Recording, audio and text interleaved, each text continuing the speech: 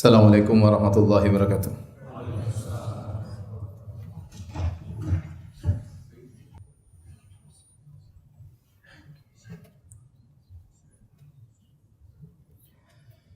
Innal hamdalillah nahmaduhu wa nasta'inuhu wa nastaghfiruhu wa natubu ilayh wa na'udzu billahi min shururi anfusina wa min sayyiati a'malina. May yahdihillahu fala mudilla lahu wa may yudlil fala hadiyalah. Wa asyhadu an la ilaha illallah wahdahu la syarika lah wa asyhadu anna Muhammadan abduhu wa rasuluhu la nabiyya ba'dah. Ya ayyuhalladzina amanu taqullaha haqqa tuqatih wa la tamutunna illa wa antum muslimun. Fa inna asdaqal hadithi kitabullah wa khairal huda huda Muhammadin sallallahu alaihi wasallam wa syarrul umuri muhdatsatuha wa kullu muhdatsatin bid'ah wa kullu bid'atin dhalalah wa kullu dhalalatin finnar. Ma'asyiral muslimin, usikum wa nafsi bitaqwallah faqad fazal muttaqun. Sungguhnya surat Al-Ikhlas diketahui oleh seluruh kaum muslimin dan kaum muslimat. Tidak seorang pun dari kita kecuali sudah menghafal surat tersebut. Dia adalah surat yang agung yang dibaca oleh Nabi sallallahu alaihi wasallam dalam kesehariannya berulang-ulang kali. Nabi membacanya tatkala hendak tidur. Nabi SAW membacanya setiap selesai solat fardu.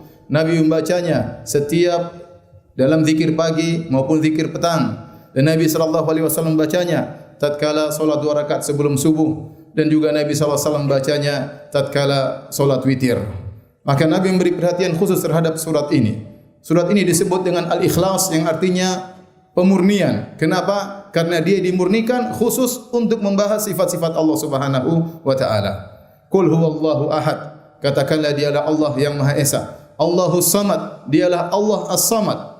Lam yalid wa lam yulad, yang tidak melahirkan dan juga tidak dilahirkan. Wa lam yakul lahu kufuwan ahad, dan tidak ada satu pun yang setara dengannya. Maka seluruh ayat dari pertama sampai akhir khusus berbicara tentang Rabbul Alamin. Karenanya membaca surat Al-Ikhlas yang mendapat pahala seperti membaca sepertiga Al-Quran. Kata Nabi SAW, ayajizu ahadukum an yaqra'a thulutsal Qur'ani fi lailah. Apakah salah seorang dari kalian tidak mampu untuk membaca sepertiga Al-Quran dalam satu malam? Qulna, kata para sahabat, ayyuna yutiqu dzalik? Ya Rasulullah, siapa di antara kami yang mampu untuk baca sepertiga Al-Quran? Tidak ada yang mampu. Maka kata Nabi SAW, Allahu ahad, Allahu samad, thuluthul Quran. Sungguhnya surat Qul huwallahu ahad itu bernilai sepertiga Al-Quran. Ma'asyiral muslimin, dalam surat tersebut ada nama Allah yang sangat agung, yaitu As-Samad. Nama Allah As-Samad. Banyak di antara kita yang membaca Qul huwallahu ahad, namun dia kurang paham betul tentang makna As-Samad. Di antara nama-nama Allah yang terindah adalah As-Samad. As-Samad secara bahasa kembali kepada dua makna sebagaimana disebutkan oleh Ibnu Faris dalam Mu'jam Maqayisil Lughah. Yang pertama maknanya al-qasd, yaitu tujuan. Yang kedua maknanya adalah suatu yang salb, suatu yang kokoh dan kuat. Dan ini sama dengan makna secara istilah, secara terminologi tentang makna As-Samad. Kalau kita kembali kepada penafsiran para salaf tentang makna As-Samad, maka semuanya kembali kepada dua makna secara bahasa ini. Di antara tafsiran para salaf yang dimaksud dengan As-Samad yaitu alladzi tasmudu ilaihi al-khalaiqu kulluha bihawaijiha, yaitu zat yang seluruh makhluk menuju kepadanya untuk menyampaikan hajat-hajat mereka. Dan ini adalah Allah Subhanahu wa taala. Seluruh makhluk meminta hajatnya kepada Rabbul Alamin karena Allah adalah As-Samad. Di antara tafsiran salaf tentang As-Samad yaitu alladzi la jawfa fihi, yang tidak ada rongga padanya. Dan ini berbeda dengan zat-zat selain Allah Subhanahu wa taala. Maka zat Allah tidak ada rongga padanya sehingga Allah Subhanahu wa taala tidak makan dan tidak minum dan tidak ada nafasnya sebagaimana penjelasan para ulama. Kata Allah Subhanahu wa taala, wa huwa yut'imu wa la yut'am. Allah Subhanahu wa taala yang memberi makan dan Allah tidak dikasih makan. Allah Subhanahu wa taala berfirman, wa ma khalaqtul jinna wal insa illa liya'budun ma uridu minhum min rizqin wa ma uridu ay yut'imun. Tidaklah aku ciptakan jin dan manusia kecuali untuk beribadah kepadaku. Aku tidak butuh mereka memberi makan kepadaku. Oleh karenanya zat yang memiliki rongga, yang butuh energi, yang butuh makan dan minum, maka itu adalah zat yang penuh dengan kekurangan. Adapun Allah Subhanahu wa taala tidak butuh makan dan tidak butuh minum karena Dia adalah Maha kaya dan tidak membutuhkan makhluknya sama sekali. Di antara makna as-samad, al-baqi ba'da khalqihi, yang itu tetap kekal setelah makhluknya. Allah Subhanahu wa taala berfirman, "Kullu man 'alaiha fan wa yabqa wajhu rabbika dzul jalali wal ikram." Seluruh yang ada di alam semesta akan fana, akan binasa, akan sirna. Yang tersisa hanyalah wajah Rabbmu yang penuh dengan kemuliaan, yaitu Allah Subhanahu wa taala. Dan Allah dalam hadisnya kata Nabi sallallahu alaihi wasallam tentang Allah, "Huwal awwalu wal akhir." Dialah Allah yang maha pertama, wal akhir, dan maha terakhir. Dan al-akhir adalah alladzi la ba'dahu syai', tidak ada sesuatu pun yang setelah Allah, dialah yang maha terakhir. Kemudian di antara makna as-samad sebagaimana penjelasan Ibnu Abbas radhiyallahu taala anhuma, beliau berkata, as-samad huwa sayyid alladzi kamula fi su'dadihi. Dialah pemimpin yang sempurna dalam kepemimpinannya. Asy-syarif alladzi kamula fi syarafih. Dialah yang mulia yang sempurna dalam kemuliaannya. Al-Hakim alladzi kamula fi hikmatihi. Dialah yang maha bijak yang sempurna dalam kebijakannya. Al-Alim alladzi kamula fi ilmihi. Dialah yang maha mengetahui yang sempurna dalam ilmunya. Intinya Allah maha sempurna dalam segala sifat-sifatnya. Seluruh sifat kesempurnaan, maka yang paling sempurna adalah sifat-sifat Allah Subhanahu wa taala. Dan ini adalah makna as-samad yang hendaknya diketahui oleh seorang muslim tatkala dia membaca qul huwallahu ahad, Allahus samad. Semakin kita mengenal Allah Subhanahu wa taala, maka kita akan semakin cinta kepada Allah Subhanahu wa taala. Sebagaimana pepatah kita, tak kenal maka tak sayang. Seorang ingin mencintai Allah Subhanahu wa taala, ingin semakin khusyuk dalam salatnya, ingin semakin tentram dalam baca Al-Qur'annya, maka dia berusaha mengenal nama-nama Allah Subhanahu wa taala dan mengenal sifat-sifat Allah Subhanahu wa taala, di antaranya nama Allah As-Samad. Aqulu hadzal qaul wa astaghfirullah li wa lakum wa li sa'iril muslimin min kulli dhanbin wa khati'ah fastaghfiruhu innahu huwal ghafurur rahim.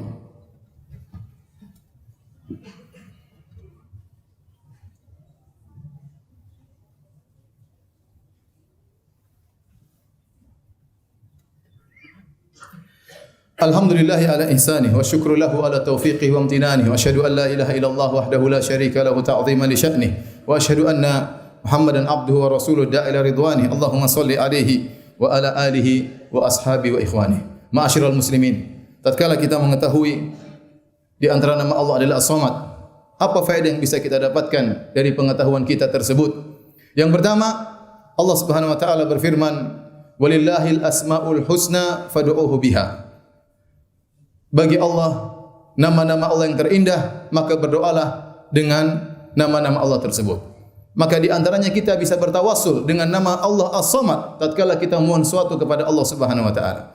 Sebagaimana dalam hadis Buraidah, sami'a an-nabi sallallahu alaihi wasallam rajulan yaqulu fi du'aihi. Ada seorang berdoa dan Nabi mendengar doanya. Lelaki ini berdoa dengan berkata, "Allahumma inni as'aluka bi anni asyhadu annaka antallah la ilaha illa anta al-ahadus samad alladzi lam yalid wa lam yulad wa lam yakul lahu kufuwan ahad." Seorang laki berdoa dengan berkata, "Ya Allah, sungguhnya aku mohon kepada Engkau dengan bertawassul dengan aku bersaksi bahwasanya Engkau adalah Allah yang tidak ada yang berhak disembah kecuali Engkau, ya Allah. Engkau adalah Al-Ahadus Samad, Engkau Maha Esa dan Engkau Maha As-Samad.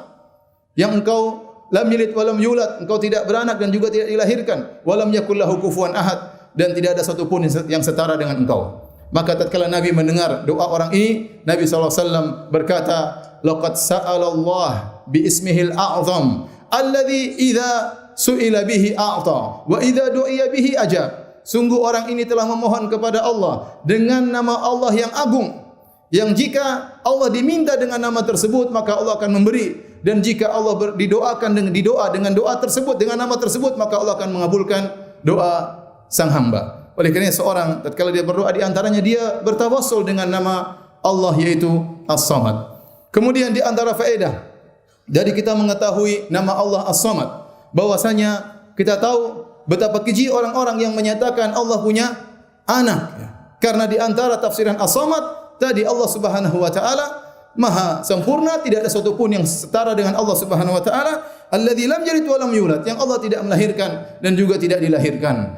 Kata Allah dalam hadis qudsi diriwayatkan oleh Imam Al-Bukhari, kata Allah Subhanahu wa taala, "Kadzdzabani ibnu Adam wa lam yakun lahu dzalik wa syatamani ibnu Adam wa lam yakun lahu dzalik. Sungguhnya anak Adam telah berdusta atasku dan dia tidak pantas untuk berdusta atasku. Dan sungguh anak Adam telah mencaciku dan dia tidak pantas untuk mencaciku. Amma takdzibuhu iyaya. Adapun dia berdusta atas namaku, dia berkata lan yu'idani, bahwasanya Allah tidak akan membangkitkan aku kembali. Ini pendustaan kepada Allah Subhanahu wa taala karena Allah sangat mudah untuk membangkitkan dia kembali. Wa amma syatmuhu iyaya. Adapun caci makinya kepadaku, qauluhu, dia berkata, ittakhadallahu waladan, bahwasanya Allah telah mengambil anak, Allah punya anak. Maka Allah Subhanahu wa taala berkata, wa ana al-ahadus samad, aku adalah yang Maha Esa dan aku adalah as-samad alladzi lam yalid wa lam yulad, yang aku tidak melahirkan dan aku tidak dilahirkan, wa lam yakun li kufuwan ahad, dan tidak ada satu pun yang setara dengan aku. Oleh karenanya, barang siapa yang mengatakan Allah punya anak, maka dia telah mengingkari sifat somadiyah, sifat somadnya Allah Subhanahu wa taala, dan dia dianggap oleh Allah telah mencaci Allah Subhanahu wa taala karena menunjukkan kekurangan, sifat kekurangan yang dimiliki oleh Allah Subhanahu wa taala. Karena konsekuensinya kalau Allah punya anak, pada anak tersebut akan setara dengan Allah Subhanahu wa taala. Kemudian di antara faedah yang bisa kita ambil dari pengetahuan kita tentang makna as-samad, bahwasanya Allah as-samad alladzi tasmudu ilaihi al-khalaiqu kulluha bi hawaijiha. As-samad adalah seluruh makhluk kembali kepadanya tatkala memohon pertolongan kepada Allah Subhanahu wa taala. Semua makhluk butuh kepada Allah Subhanahu wa taala. Dan Allah Maha Kaya dan Allah Maha Sempurna, sifatnya penuh dengan kesempurnaan. Tatkala kita tahu Tuhan kita Maha Sempurna, tatkala kita tahu bahwasanya kita butuh kepada Allah Subhanahu wa taala, maka kita berusaha tidak meminta kecuali hanya kepada Allah Subhanahu wa taala. Kita berusaha tidak berharap kecuali hanya kepada Allah Subhanahu wa taala. Kita merendahkan diri kita, memohon berdoa hanya kepada Allah Subhanahu wa taala. Maka sungguh celaka orang-orang yang tatkala mereka dalam kondisi terdesak, kemudian mereka minta kepada selain Allah Subhanahu wa taala. Mereka minta kepada wali-wali, mereka minta kepada nabi, mereka minta kepada sunan-sunan, mereka minta kepada mayat-mayat di kuburan, dan mereka meninggalkan al-fardus samad, al-ahadus samad, Allah yang Maha Esa dan yang membutuhkan kepadanya segala sesuatu. Oleh karenanya Nabi SAW dahulu mengajarkan kepada para sahabat, sebagian sahabat, agar mereka tidak meminta kecuali hanya kepada Allah Subhanahu wa taala. Seorang sahabat berkata, Auf bin Malik al-Asja'i, kunna 'inda Rasulillah sallallahu alaihi wasallam. Kami di sisi Nabi sallallahu alaihi wasallam. Sekitar 9 orang atau 8 orang atau 7 orang. Kemudian Nabi berkata, "Ala tubayyi'una Rasulullah sallallahu alaihi wasallam? Tidakkah kalian membaiat Rasulullah?" Padahal kami baru saja membaiat beliau. Kami berkata, "Qad bay'naka ya Rasulullah, kami sudah membaiat engkau wahai Rasulullah." Maka Rasulullah SAW berkata lagi, "Ala tubayyi'una Rasulullah? Tidakkah kalian membaiat Rasulullah?" Maka fabasatna aydiyana, kami pun julurkan tangan kami siap untuk membaiat Nabi sallallahu alaihi wasallam. Dan kami berkata, qad bay'naka ya Rasulullah, fa ala ma nubai', ya Rasulullah, kami sudah membaiat engkau, membaiat apa lagi ya Rasulullah? Maka Rasulullah SAW bersabda, ala an ta'budullaha wa la tusyriku bihi syai'a. Kalian membaiatku lagi, yaitu jangan beribadah kecuali hanya kepada Allah dan jangan berbuat syirik sama sekali. Wa shalawatil khams, jangan tinggalkan salat 5 waktu. Wa tuti'u, dan kalian taat kepadaku. Kemudian Nabi berkata, wala tas'aluna an-nasa syai'a, dan jangan kalian minta kepada manusia apapun. Sehingga falaqad ra'aitu ba'dha ulaika nafar yasqutu sautu ahadihim fama yas'alu ahadan yunawilu iyah.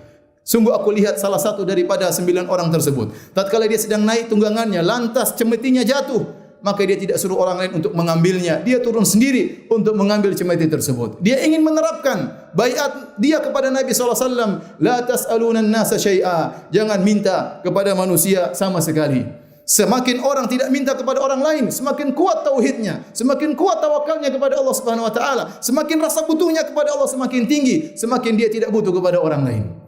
Nabi SAW juga pernah berkata dalam hadis Thauban, man yatakaffali alla yas'alan nas atakaffalahu bil jannah. Siapakah yang mau menjamin kepadaku tidak minta kepada manusia sama sekali, aku jamin baginya surga. Maka kata Thauban, ana ya Rasulullah, saya menjamin kepadamu, aku tidak akan minta kepada manusia sama sekali. Maka Rasulullah SAW jamin baginya surga. Oleh karenanya, di antara sabda Nabi SAW, Nabi berkata, atani Jibril, Jibril datang kepadaku. Faqala, kemudian Jibril berkata, ya Muhammad, ishma syi'ta fa innaka mayyit. Kata Jibril, wahai Muhammad, hiduplah sesukamu, kau akan meninggal dunia.